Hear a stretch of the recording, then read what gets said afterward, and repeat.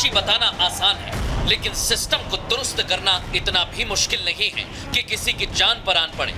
दिल्ली के coaching centre में हुई छात्रों की मौत सिस्टम की लापरवाही है, इसमें किसी को कोई शक नहीं है। लेकिन सिस्टम की रखवाली क्या कर रहे थे? क्या ऐसी घटना का इंतजार कर रहे थे जिससे सियासत चमक सके? कि एक सैलाब आया जो 3 बच्चों के जीवन को बहा के ले गया, उनके परिवार की आशाओं और आकांक्षाओं को बढ़ा के ले गया। मगर अफसोस की बात है कि जिनके ऊपर इसकी जिम्मेदारी होनी चाहिए थी, उनकी आंखों में एक आंसू तो छोड़िए, उनके माथे पर शिकन भी नजर नहीं आई। अधिकारी काम नहीं कर रहे हैं और उस पर कार्रवाई करने की जिम्मेदारी किसकी है? एलजी की है। और अब जब कार्रवाई करने की बात आती है तो एलजी के साथ मिलकर आप साजिश रच रहे हैं। ये बीजेपी की गहरी साजिश है कि दिल्ली को नरक बना के रखो। सिस्टम ने होनहारों को मार डाला। इसका गम सियासी पार्टियों को है या नहीं, इसका तो नहीं पता, लेकिन लगता है कि उन्हें सियासत करने के लिए एक मुद्दा जरूर मिल गया है। लेकिन जिसने अपना बेटा खोया, जिसने अपनी बेटी खोई और जिसके घर का चिराग बुझ गया हो, उसकी सुध लेने वाला कौन है? आखिरकार प्लानिंग और एनओसीज देने की जिम्मेदारी तो सभी अधिकारियों की है। अध्यक्ष महोदय, जिम्मेदार कौन है? उनके खिलाफ कार्रवाई क्या हो रही है? नंबर 1। दूसरा, ये केवल एक विषय नहीं है इलीगल बिल्डिंग। हम तो यूपी से अध्यक्ष जी देख रहे हैं, जहां इलीगल बिल्डिंग बनती है वहां बुलडोजर चलता है। क्या अध्यक्ष जी सरकार बुलडोजर चलाएगी कि नहीं चलाएगी? छात्रों की मौत के बाद कोचिंग सेंटर पर कार्रवाई हो रही है। ऐसे में सवाल यह है कि कोचिंग सेंटर पर जो आज कार्रवाई हो रही है, हादसे से पहले एमसीडी कहां थी? सवाल यह भी है कि सियासतदानों के प्रदर्शन से सिस्टम में सुधार आएगा? और सबसे बड़ा सवाल ये कि सिस्टम की लापरवाही का शिकार आम आदमी कब तक होता रहेगा? पूछता है भारत। यहाँ पूछता है भारत। भारतीय जनता पार्टी की वरिष्ठ नेत्री हैं, युवा नेता हैं चारू प्रज्ञा जी। मेरे साथ वरिष्ठ पत्रकार विजय त्रिवेदी जी हैं, जो अभी तक बैठे नहीं हैं सीट पे। मैं जानना चाहता हूं अपनी टीम से क्यों। प्रोफेसर विशाल मिश्रा जी हैं, रतिंदर भाटिया जी हैं, संजय मिश्रा जी हैं, पीयूष जोशी जी, अजय वर्मा और ऋषि मिश्रा। मैं सिर्फ चारू प्रज्ञा जी से बात कर रहा हूं, तब तक विजय जी यहां बैठ रहे हैं। और संजय सिंह की पीसी मैंने बीच में नहीं कहा, on the right mean the middle. Sanjay Singh क्या कह रहे हैं चारू जी? जस्ट गिव मी 30 सेकंड्स, मैं जरा सुनना चाहता हूं ये क्या बहानेबाजी हो रही है आम आदमी पार्टी की तरफ से। संजय सिंह वो 10 साल की देन है, 10 साल की देन। कौन था भैया 10 साल से? आम आदमी पार्टी तो 1 साल से आई एमसीडी में। आप बताइए कौन था? 15 साल तक भारतीय जनता पार्टी थी। आपको खाली ब्लेम गेम कर रहा है तो कीजिए आप, उसके लिए आप स्वतंत्र है, वही आप करते हैं। हमारा रिपोर्टर कौन है? मैं अपने इनपुट डेस्क से पूछ रहा हूं, पीसी के अंदर हमारा रिपोर्टर कौन है इस समय? Who is our reporter inside the press conference? Press conference के अंदर रिपोर्टर कौन है? ऑडियो आप रखो पीसी। जो ब्लॉक हुआ है चारू जी सुनिए, बहाना क्या है? फिर मैं आपसे भी पूछूंगा क्या बहाना है। वो 10 साल की देन है, तो 10 साल में कौन था? 15 साल से एमसीडी में बीजेपी थी। अच्छा। तो आप मुझे बताइए, ये बेसमेंट में कोचिंग क्लासेस और लाइब्रेरी कैसे चल रही थी? इन पे क्या कार्रवाई हुई?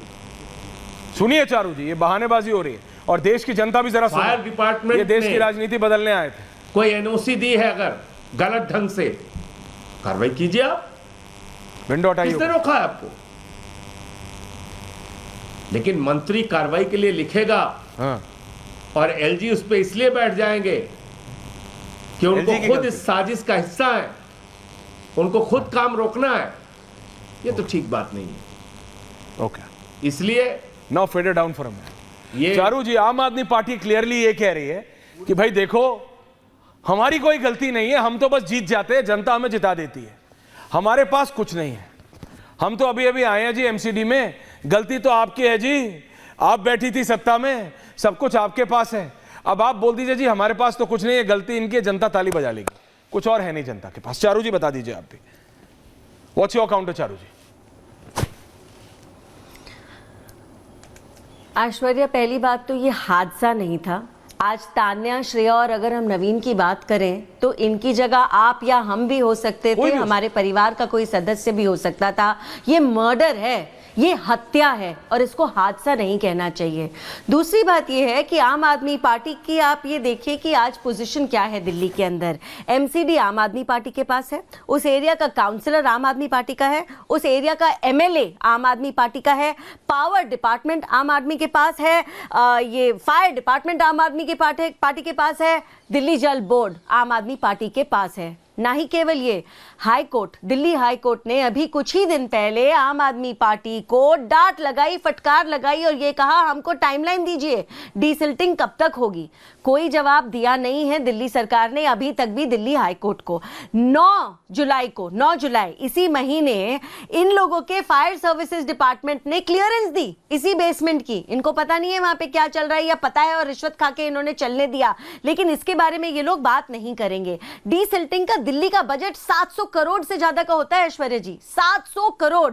और इन्होंने क्या ड्रेन साफ करी? 750 ड्रेन है लगभग दिल्ली के अंदर, 250 ड्रेन भी इन्होंने साफ नहीं करी। और जो मेन दिल्ली की 22 ड्रेन मानी जाती हैं उनमें से एक भी ड्रेन को इन्होंने हाथ नहीं लगाया। अब तक तो हम किससे सुना करते थे कि गाड़ी डूब गई, अब तक हम किससे सुना करते थे कि बस डूब गई, अब तक हम किससे सुना करते थे कि ब्रिज के ऊपर चढ़ना पॉसिबल नहीं है, लेकिन आजकल हम किससे सुनते हैं? इलेक्ट्रोक्यूशन से किसी बच्ची का देहांत हो गया। आजकल हम किससे ये सुनते हैं कि बेसमेंट में पानी भर गया इसलिए 3 लोगों को अपनी जान गंवानी पड़ी। और ये केवल पानी की समस्या नहीं है, हमको ये देखना पड़ेगा इनका जो हिस्ट्री,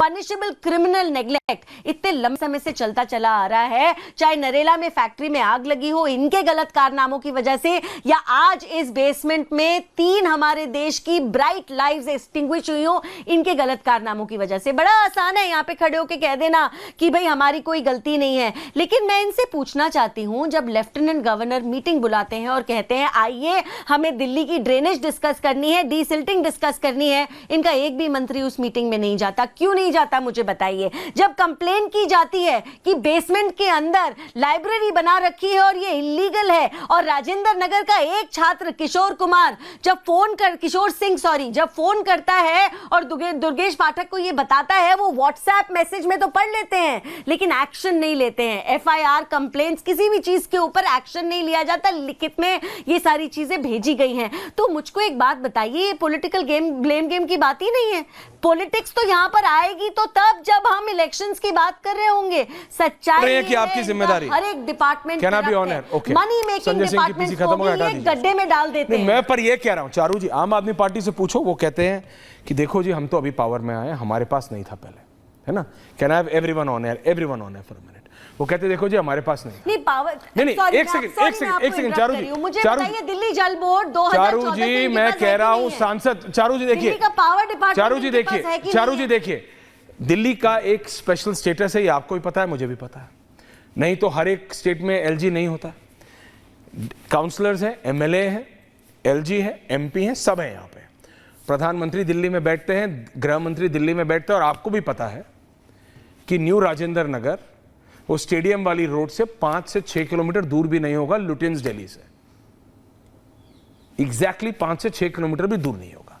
बेसिक ये है, एपैथी ये है विजय त्रिवेदी जी, कि किसी को फर्क नहीं पड़ता, नो वन केयर्स। और ये बात सिर्फ दिल्ली में नहीं है सर, मैंने रिपोर्ट्स मंगाई हैं, मैंने चलाई नहीं, मैं आपको बता रहा हूं क्योंकि आप सब बैठे थे, जयपुर से, लखनऊ से, दिल्ली के ही मुनीरका से, सर बॉम्बे में, दिल्ली के लक्ष्मी नगर में सीए की कोचिंग अब है। मैं कह रहा हूं बच्चे, लोग अपने बच्चों को पढ़ने के लिए भेजते हैं, मरने के लिए नहीं।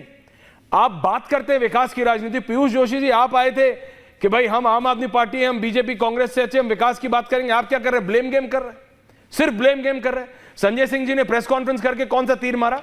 सौरभ भारद्वाज जी ने प्रेस कॉन्फ्रेंस करके कौन सा तीर मारा? क्या बोला कि मेरी गलती नहीं है, बीजेपी को बोलो, मेरे को मत बोलो, आई एम ओके।